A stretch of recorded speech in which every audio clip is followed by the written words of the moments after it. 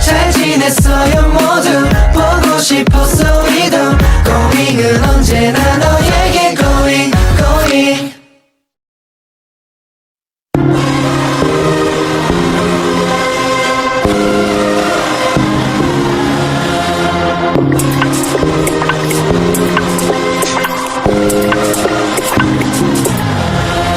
Lumut atau Bryophyta berasal dari kata bryon artinya lumut dan phyton berarti lembab atau basah. Yang bila digabungkan menjadi satu kata berarti tumbuhan yang hidup di tempat-tempat lembab atau basah.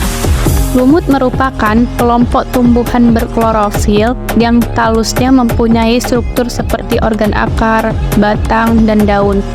Tetapi semua organ tersebut tidak sejati karena tidak adanya sistem jaringan yang terkoordinasi membentuk struktur organ.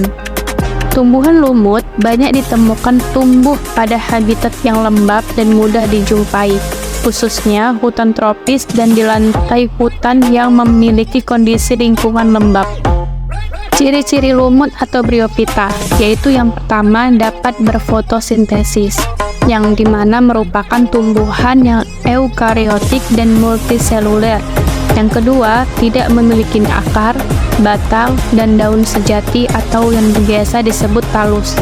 Yang ketiga yaitu struktur tubuhnya masih sederhana sehingga tidak memiliki bekas pembuluh angkut atau xilem dan floem. Yang keempat yaitu lumut umumnya merupakan tumbuhan kecil dan biasanya hanya beberapa milimeter sampai beberapa sentimeter saja. Selanjutnya, ukuran tinggi lumut itu lebih kurang 20 cm. Dan lumut mengalami pergiliran keturunan dari gametofit ke sporofit yang disebut metogenesis. Reproduksi lumut itu secara seksual dan juga aseksual yang disebut spora. Habitatnya di berbagai tempat yang hidup pada daun-daun dan tempat yang lembab. Tumbuhan lumut berwarna hijau karena mempunyai plastida yang menghasilkan klorofil A dan B sehingga lumut bersifat autotrof. Lumut dapat melekat dengan perantaraan rizoid atau yang biasa disebut akar semu. Dan dinding sel lumut terdiri dari selulosa. Spora lumut tumbuh dan berkembang menjadi protonema atau filamen yang berwarna hijau. Kromosom tumbuhan lumut bersifat haploid. Dan terakhir, yaitu batang dan daun tegak pada lumut memiliki susunan yang berbeda. Hepatica berasal dari kata Latin yang berarti hati, mengacu pada gametofit yang berbentuk seperti hati dari anggota-anggotanya, seperti Marsanitia. Ciri-ciri dari lumut hati atau hepatica yaitu sebagai berikut. Yang pertama yaitu habitat. Sebagai tumbuhan perintis dikarenakan tumbuhan lumut mempunyai kemampuan untuk tumbuh pada lahan yang masih kosong atau lahan yang telah rusak akibat bencana alam, serta mampu menghancurkan bebatuan besar menjadi batuan yang lebih kecil. Selain itu, lumut hati juga bisa dapat ditemukan pada lumut hati yang kita jumpai di sekitar kita, yaitu seperti air terjun, tepi sungai, danau, dan batang pohon. Yang kedua, yaitu struktur tubuh. Lumut hati biasanya berukuran sangat kecil, namun dapat masih dilihat oleh mata telanjang. Dan tumbuhan ini memiliki kloroplas yang berwarna hijau. Dan tumbuhan ini termasuk tumbuhan herba, yaitu tumbuhan yang tidak berkayu atau tumbuhan yang berbatang basah. Tubuh lumut hati terdiri atas 3, yaitu bagian dorsal, ventral, dan literal. Perkembangbiakan lumut hati atau hepatica. Lumut hati memiliki alat penghasil spora atau sporangium dengan kaki pendukung yang disebut seta dan dilindungi oleh struktur yang disebut elater. Setelah sporangium matang, seta menegak ke arah tekanan air dalam sel-selnya dan akan mendorong spora untuk keluar dari sporangium. Spora matang akan keluar ketika sporangium pecah dan elater juga membuka karena dipacu oleh udara yang kering. Reproduksi aseksual yang dilakukan oleh lumut hati dilakukan dengan 6 cara.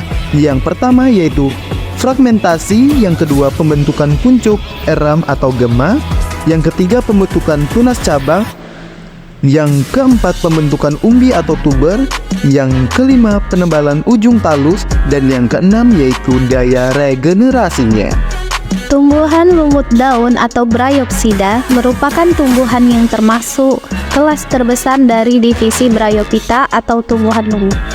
Bryophyta lebih dikenal dengan lumut sejati karena morfologi tubuhnya, yaitu memiliki struktur mirip akar atau disebut rhizoid, kemudian struktur yang mirip batang dan daun. Spora lumut daun berada di tempat yang bagus untuk berkecambah, membentuk protonema. Ciri-ciri tumbuhan lumut daun atau Bryopsida. Yang pertama, gametofit tumbuh tegak atau merayap, kemudian berkembang dari protonema dan mempunyai daun struktur mirip batang dan rhizoid multiseluler. Ciri selanjutnya yaitu daun hanya terdiri dari satu lapis sel dengan rusuk tengah tersusun spiral atau melingkari batang. Archegonium membentuk kalipra yang menempel di atas kapsul. Kemudian kapsul bagian bawah fotosistetik dan mempunyai stomata. Selanjutnya memiliki kapsul yang mempunyai kolumella, pecah dengan gigi-gigi, peristom. Tangkai atau seta bertambah panjang secara perlahan selama perkembangan kapsul kuat dan biasanya berwarna. Tubuhnya masih berupa talus, berwarna hijau, mempunyai klorofil A dan B, tetapi tidak ada variasi dalam bentuk plastiknya. Anthoceratopsida adalah anggota tumbuhan yang tidak berpembuluh dengan tubuh berspora dan termasuk dalam superdivisi tumbuhan lumut atau Bryophyta. Nama untuk lumut ini berasal dari bahasa Latin yaitu anthoceros yang artinya tanduk dan phyta yang artinya tumbuhan. Dinamakan demikian karena sporofit pada lumut tanduk berbentuk seperti kapsul memanjang yang tumbuh menyerupai tanduk. Ciri-ciri tumbuhan lumut tanduk diantaranya itu ada 4. Yang pertama, talus gametofit tidak dapat dibedakan antara struktur atau batang dan daun, sedangkan akar masih berupa rhizoid. Lalu yang kedua, talus gametofit berbentuk pipih dorsiventral. Lalu yang ketiga, pada permukaan dorsal, talus gametofit dibentuk gametangium, yaitu antheridium dan archegonium.